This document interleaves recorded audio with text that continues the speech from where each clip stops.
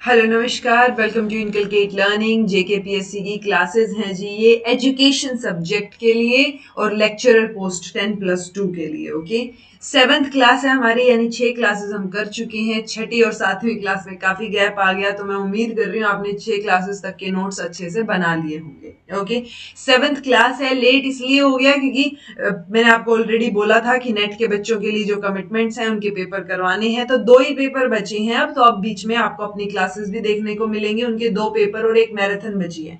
जो एजुकेशन की मैराथन डलेगी वो आपके लिए भी इंपॉर्टेंट है। आप वो मैराथन भी देखिएगा, उसको भी बार बार रिवाइज कीजिएगा। ओके, सो उस पे भले ही नेट लिखा हो, ऑब्वियसली वो नेट के लिए है, बट उसमें इंपॉर्टेंट चीजें हैं और आपका सिलेबस ऑलमोस्ट सेम ही है। सो आप जो मैराथन अपलोड होगी 2-4 दिन में जब भी, क्योंकि नेट का पेपर 25 को है, उससे पहले तो होगी।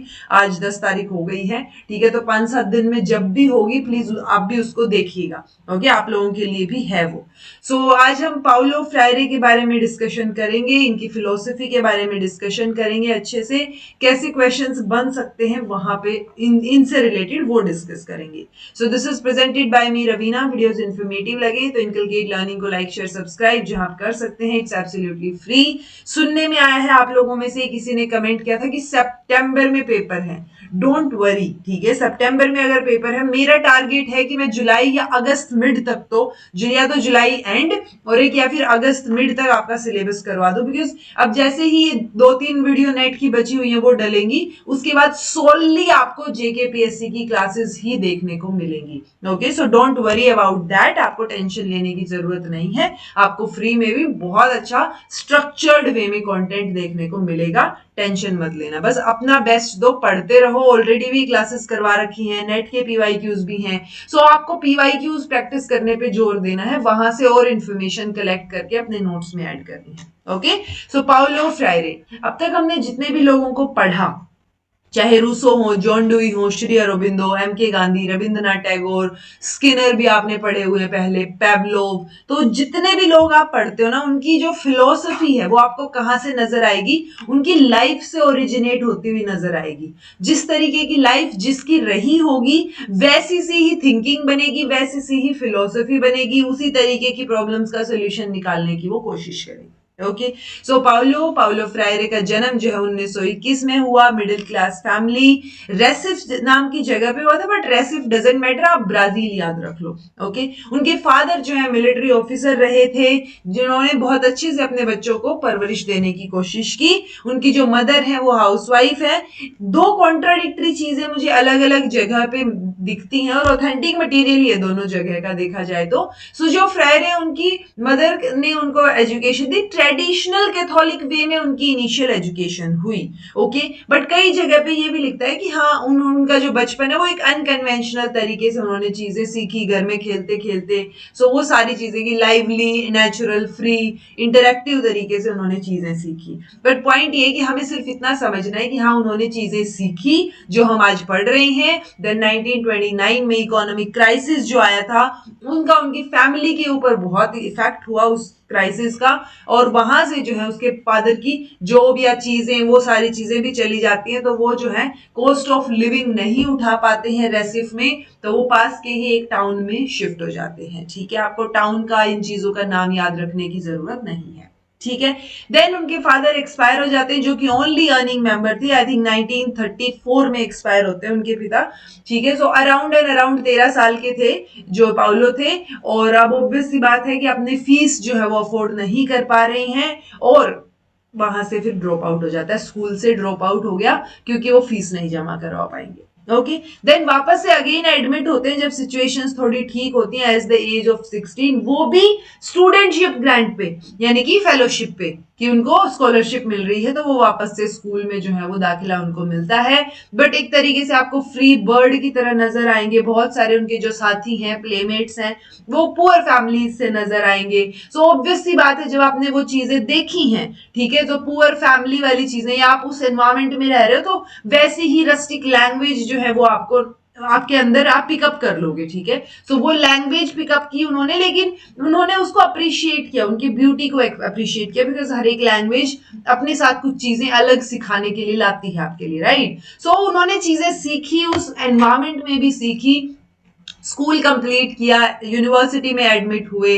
यूनिवर्सिटी में एडमिट हुए तब वो 20 साल के थे। वहां पे वो एल्जा माइया कोस्टा से मिलते हैं, जो उनकी वाइफ बनती है, जो 5 साल सीनियर थी उनसे, और लेटर उनसे ही वो शादी करते हैं 1944 में। एल्जा जो है, उन्होंने जो यूनिक मेथड है पाउलो का लिटरेसी से रिलेटेड, उसको हेल्प की काफी, उसको डेवलप करने में काफी हेल्प जो है एल्जा की तरफ से मिलती है। ठीक है, फिर उन्होंने social service of industry SCSI भी ज्वाइन किया 1946 में। उसके साथ भी वो 8 साल जुड़े रहे। वहां पे एक एम्प्लॉयर, मतलब ये है ना, ये क्या है, ये SCSI एक एम्प्लॉयर्स ऑर्गेनाइजेशन है। ठीक है, तो वहां पे जो वर्कर्स के बच्चे थे उनको पढ़ाने में, वो चीजों में हेल्प किया इन्होंने, तो काफी कुछ किया इन्होंने। ठीक है, वो चीज हमें समझ आती है। बाद में राइटर की तरह भी उभर के निकले इन्होंने। डायलॉग मेथड की भी बात की कि डायलॉग या बातचीत, डिस्कशन, वो चीज बेस्ट टीचिंग मेथड होता है। इन्होंने अपने यूनिक तरीके निकाले लिटरेसी से रिलेटेड। जब इन्होंने SCSI छोड़ दिया तो एक कल्चरल एक्सटेंशन विंग जो है यूनिवर्सिटी की, वो ज्वाइन कर ली। 1950 में उन्होंने यूनिक मेथड ऑफ लिटरेसी जो है वो डिस्कवर किया। 1959 में उन्होंने अपनी थीसिस प्रेजेंट की, PhD की डिग्री हासिल की। उनके जो इवोल्यूशन रहा, जो ये थियरी ऑफ नॉलेज का जो इवोल्यूशन है, वो क्लोजली कनेक्टेड है पुअर कंडीशन से, कि पुअर लोग जो अपने घरों में किस तरीके से रहते हैं, क्या सिचुएशंस हैं। सो यहां से आपको नजर आएगी कि हम बोलते हैं ना, ओप्रेस्ड की बात की उन्होंने, कि कैसे जो है वो एक्सप्लॉइट किया जाता है, कैसे जो है पॉलिटिकल एस्पेक्ट रहता है, कैसे जो है वो विक्टिम है कल्चर ऑफ साइलेंस के, कि हाँ चुप रहना है, वैसे ही सहते जाना है चीजों को। ठीक है, सो ये बहुत जरूरी हो जाता है कि ये जो कल्चर ऑफ साइलेंस है, इसका विशियस कल्चर जो है वो ब्रेक डाउन हो। आपको ये वर्ड याद रखना है, कल्चर ऑफ साइलेंस। ओके, पूछा जा सकता है किसने बात की, तो ये जो कल्चर ऑफ साइलेंस है, इसकी बात जो है वो पाउलो ने की है। ओके, अब जो इवोल्यूशन हमने पूरा देखा है, तो ये विक्टिम्स हमने देखा ना, कि ये विक्टिम है कल्चर ऑफ साइलेंस के बहुत सारे जो लोग हैं। ठीक है, तो यहां पे उन्होंने फिर एक फर्स्ट एक्सपेरिमेंट किया, जो कि लार्ज स्केल एक्सपेरिमेंट था, रियो जेनेरियो उसी में ही किया। ठीक है, तो वही जहां पे हम डी जेनेरियो रियो की बात करते हैं, तो वहीं पे किया। 300 फार्मर्स को इन्होंने पढ़ना और लिखना सिखाया 45 दिनों में।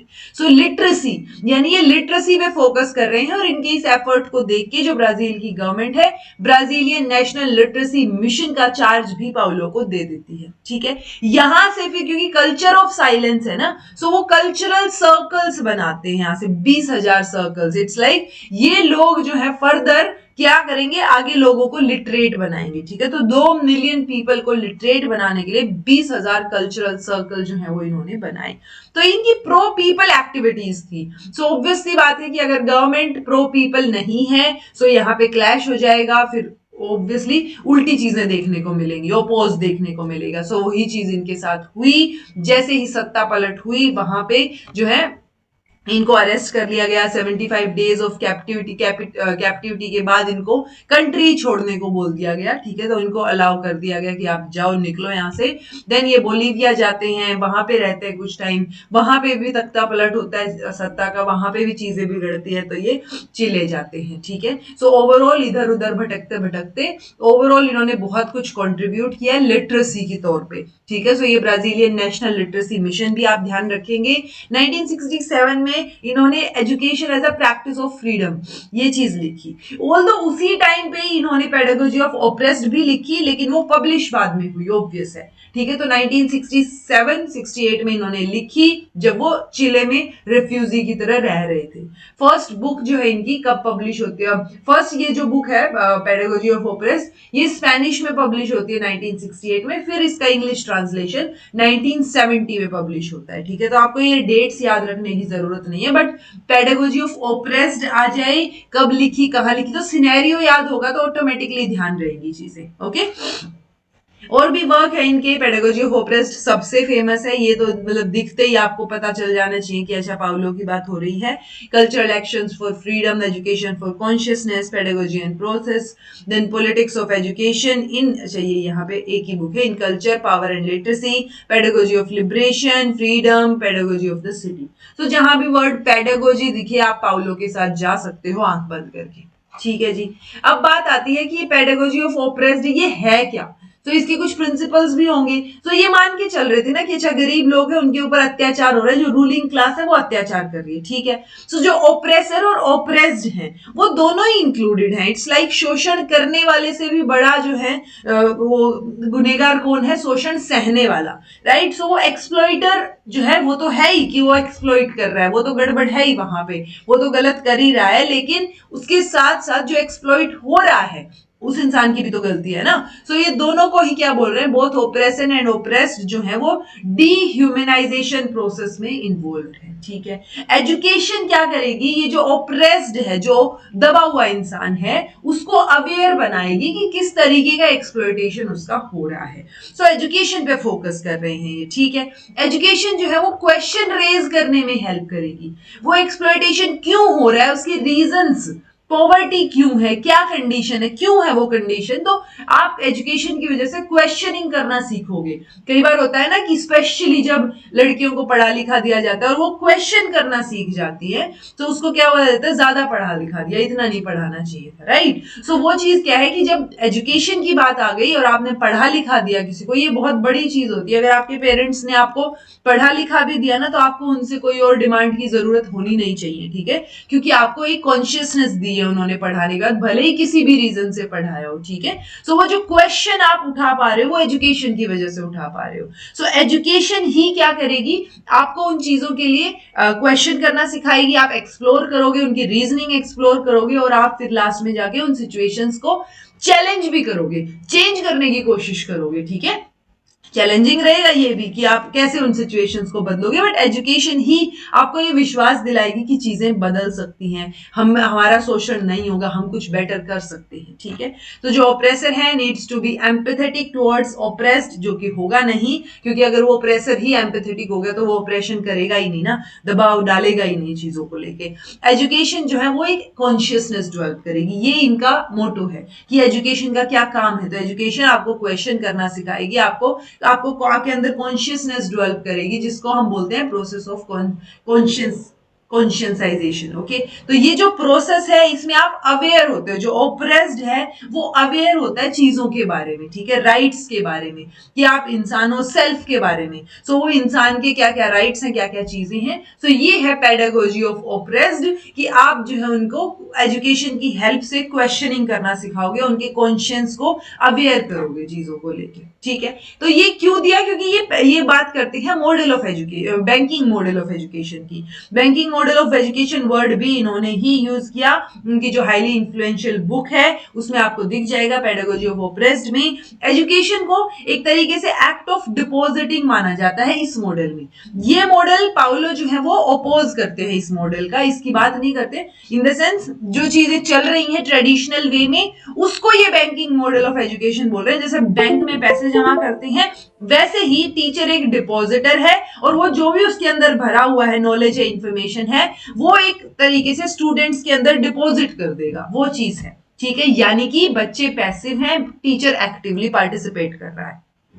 So instead of communicating, teacher जो है वो क्या कर रहा है, चीजें बता रहा है, डिपॉजिट कर रहा है, रिवाइज करवा रहा है, मेमोराइज करवा रहा है, रिपीट कर रहा है चीजों को, तो रटने पे फोकस है। सो ये जो बैंकिंग कॉन्सेप्ट ऑफ मॉडल है या बैंकिंग कॉन्सेप्ट ऑफ एजुकेशन है, इसमें आपको ज्यादा से ज्यादा क्या दिखेगा, वही रिसीव करते हुए, फाइल करते हुए, स्टोर करते हुए, तो डिपॉजिट कर, जैसे बैंक में काम होते हैं ना वैसे से काम आपको यहाँ नजर आएंगे, इसलिए इसको बैंकिंग बोल दिया। क्योंकि टीचर पढ़ा रहा है, बच्चे पढ़ रहे हैं, टीचर को सब कुछ पता है, बच्चों को कुछ नहीं पता है, टीचर सोच रहा है, बच्चों को सोचवा रहा है उसी तरीके से, टीचर डिसिप्लिन करने की कोशिश कर रहा है बच्चों को अपने तरीके से, टीचर ही चूज कर रहा है चीजों को, चॉइसेस को, और वो उनके ऊपर थोप रहा है। सो इट्स लाइक वो होता है ना कि एक आपने वो इल्यूजन सा क्रिएट कर दिया, illusion of acting through the action of teacher.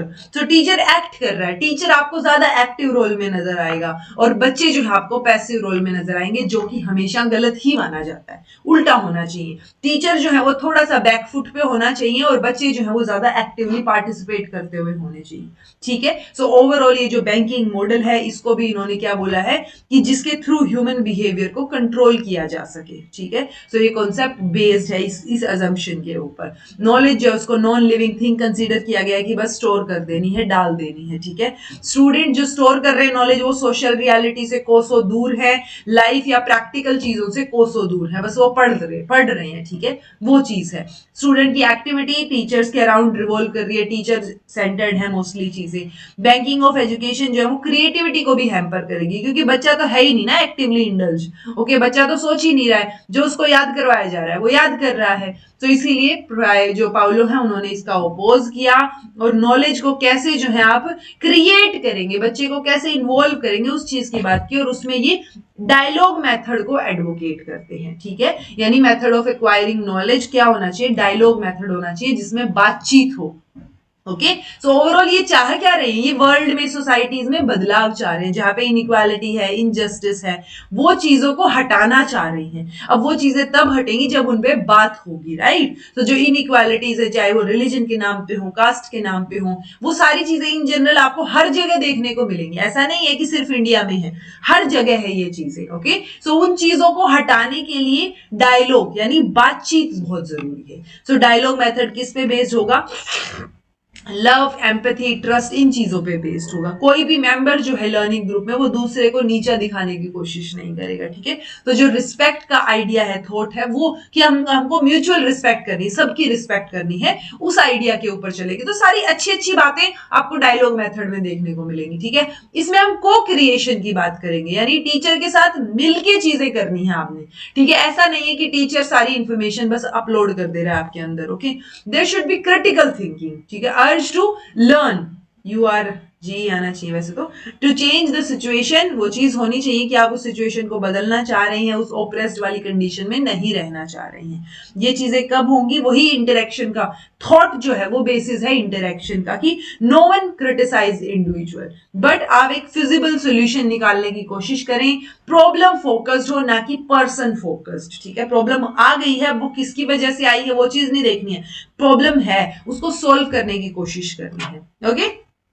तो दो तीन वर्ड यूज होते हैं कि एक प्रॉब्लम पोजिंग एजुकेशन, एक है लिबरेटरी एजुकेशन, यानी लिबरेशन की बात करते हैं। ये क्वेश्चन कई बार आता भी है, ठीक है। सो ये वर्ल्ड में जो ऑप्रेस्ड पीपल है उनको लिबरेट करना चाह रहे हैं, और वो काम कौन करेगा, वो एजुकेशन करेगी। तो उस एजुकेशन को ये लिबरेटरी एजुकेशन बोलते हैं, कि लिबरेट करे उन लोगों को, ठीक है। उनके अंदर जो है वो कॉन्शियसनेस डेवलप करें, ठीक है। एट द सेम टाइम वही जो कल्चर ऑफ साइलेंस है उससे बचाना है लोगों को, ठीक है। कॉन्स्पायर्स टू प्रिवेंट, यानी ये क्या बोल रहे हैं कि कल्चर ऑफ साइलेंस जो है वो एक तरीके से आपको क्रिएटिविटी से दूर लेके जा रहा है, वो चीज नहीं होनी चाहिए।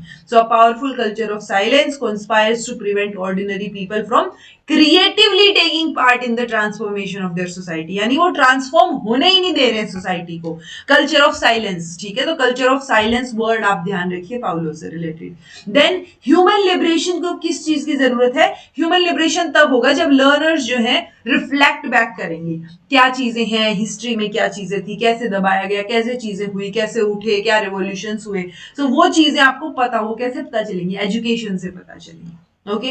देन जॉन ड्यूई जैसे बोलते हैं वैसे ये भी सोशल को कंस्ट्रक्शन की बात करते हैं, कि सोसाइटी के साथ साथ चलना है, बट आप क्या करेंगे, पार्टिसिपेशन तो हो, सिर्फ ऑपरेशन से थोड़ी ना कुछ हो जाएगा। आप रिफ्लेक्ट बैक करें, दूसरों के साथ डिस्कस करें, चीजों को बातचीत करें, सो वो डिस्कशन को काफी अहमियत ये देते हैं, ठीक है। सो प्रैक्सिस वर्ड आप ध्यान रखिए, वो भी इनसे रिलेटेड है, पूछा जा सकता है। प्रैक्सिस एक टर्म है जो यूज की जा रही है to people's action in the world and reflection on the world in order to transform it. तो उस वर्ड को, ये जो वर्ड है प्रैक्सिस, ये फ्रायरे किस सेंस में यूज करते हैं, लोगों के एक्शंस के लिए यूज करते हैं, कि वर्ल्ड में वो कैसे एक्शंस लें, कैसे उन पे रिफ्लेक्ट बैक करें, कैसे जो है वो ट्रांसफॉर्मेशन में हेल्प करें, ओके। तो जो एक्शन और रिफ्लेक्शन है वो एक तरीके से साइक्लिक वे में चलते रहेंगे, एक्शन की वजह से रिफ्लेक्ट बैक कर पाओगे, रिफ्लेक्ट बैक किया है तो कुछ एक्शन ले पाओगे, वो चीज जो है राउंड एंड राउंड सर्कल में चलती रहेगी, ओके, वर्ड याद रखना है, problem posing education, it's not problem solving. Okay, problem pausing यानी आप प्रॉब्लम को पॉज कर रहे हो, सामने प्रॉब्लम रख रहे हो सामने सबसे पहले तो, ठीक है। सो ये कब शुरू हुआ, ये यूजुअली जब यूएस का जो स्टेट बैक्ड एजुकेशन सिस्टम था, वहां पे आपको दिखेगा कि बिल्कुल वो होता है ना, पैसिव है सारे के सारे लोग। सो वो इट्स लाइक स्टेट के हिसाब से चल रही हैं सारी चीजें। ओके, सो प्रॉब्लम पॉजिंग की जो स्ट्रैटेजी की बात करते हैं, ये एक एजुकेशनल स्ट्रैटेजी है जिसमें आप जो रिप्रेसिव फोर्सेस हैं उनको चैलेंज कर रहे हो, उनके अगेंस्ट हो। घूम फिर के सेम ही बात नजर आएगी आपको, ठीक है। सो एक कलेक्टिव प्रोसेस आपको नजर आएगा that draws on personal experience of learner. So problem posing में एक लर्नर का जो पर्सनल एक्सपीरियंस है उसके ऊपर भी बात रहेगी, कैसे आप सोसाइटी से कनेक्ट करेंगे, कैसे एक लर्निंग प्रोसेस आपकी म्यूचुअल रिस्पॉन्सिबिलिटी है उससे आपको कनेक्ट करना है, सोसाइटल ट्रांसफॉर्मेशन की कैपेबिलिटीज जो है वो प्रॉब्लम पॉजिंग एजुकेशन में रहेंगी। ओके, तो प्रॉब्लम पॉजिंग शुरुआत कैसे होगी, प्रॉब्लमेटाइज करने से कि प्रॉब्लम है क्या सबसे पहले तो, ठीक है। सो वो प्रॉब्लम आपके सामने होनी चाहिए, वहां से चीजें शुरू होंगी, कैसे जो है अनजस्ट हो रहा है चीजों के प्रति, कैसे जो है सोसाइटी में गड़बड़ हो रही है, इनइक्वालिटीज जो है वो स्प्रेड आउट हो रही है, तो वो चीज आपको पहले पता तो होनी चाहिए कि प्रॉब्लम क्या है। तो स्टार्टिंग कहां से होगी, प्रॉब्लमेटाइज करने से। ओके, अब जो लर्नर्स हैं वो ऑब्वियसली उनको ये चीज माननी होगी, वो एजुकेशन के थ्रू ही आएगी कि this is not their fate, ठीक है, कि बिल्कुल बदला ही नहीं जा सकता और यही हमारा भाग्य है, वो वाली चीज नहीं होनी चाहिए।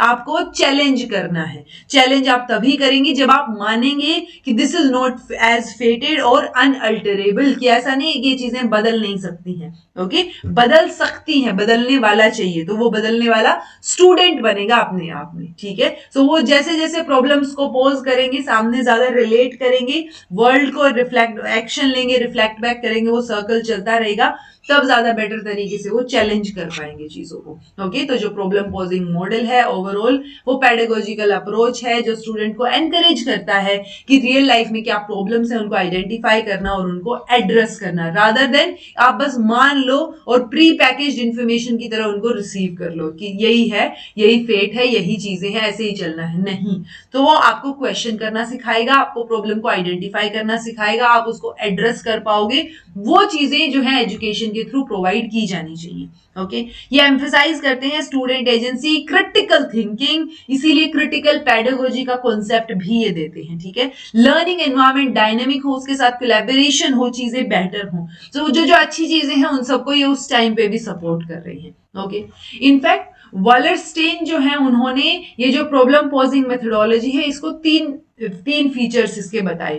पहले आप सुनोगे, देखोगे, चीजों को आइडेंटिफाई करोगे, कोडिफाई करोगे, डायलॉग डिस्कशन चलेगा और लास्ट में जाके एक्शन लोगे। ओके, ऐसे से ही कुछ स्टेप्स जो है आपको पाउलो की ये प्रॉब्लम पोजिंग एजुकेशन में नजर आएंगे। पहले आपने प्रॉब्लम को पोज किया, यानी प्रॉब्लम है क्या, सो उसको कोडिफिकेशन भी बोल देते हैं कई बार, सो कोडिफाई किया, देन आप उसको डीकोडिफाई करोगे डिस्कशन के through, so dialogue and discussion होगा और फिर जाके आप एक्शन लोगे। यूजुअली इस तरीके से भी स्टेप्स आ जाते हैं कि पहले टीचर जो है वो प्रॉब्लम पोज कर रहा है बच्चों के सामने, फिर बच्चे जो है बच्चे डिस्कशन कर रहे हैं और फिर टीचर और बच्चे दोनों मिलके जो है एक्शन ले रहे हैं, दोनों मिलके सोल्यूशन निकालने की कोशिश कर रहे हैं, ठीक है। तो इस तरीके से ओवरऑल आपको कॉन्सेप्ट समझ आ गया तो आप फॉलो बैक कर पाओ कि क्या क्या चीजें और हो सकती हैं इसमें बाय डिफॉल्ट। ओके, सो पहला स्टेप ये कोडिफिकेशन को ही मानते हैं, ये पाउलो की ही लैंग्वेज है, that codification represents a given dimension of reality, क्योंकि इंडिविजुअल वहां रह रही हैं, this dimension is proposed for their analysis in context